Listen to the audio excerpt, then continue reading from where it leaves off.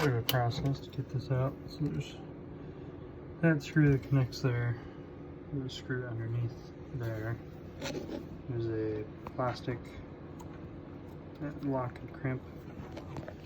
There's a little lip that slides under on that side, and another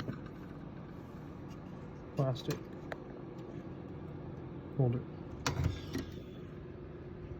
Looks like the wires might have to take the neck board with me. So they just unplug this, and then that twists around. Because these are directly soldered. And they go down to here, just connected to the flyback. So I'm pretty sure I'm just going to have to take the neck board with me. We'll see once I get everything undone.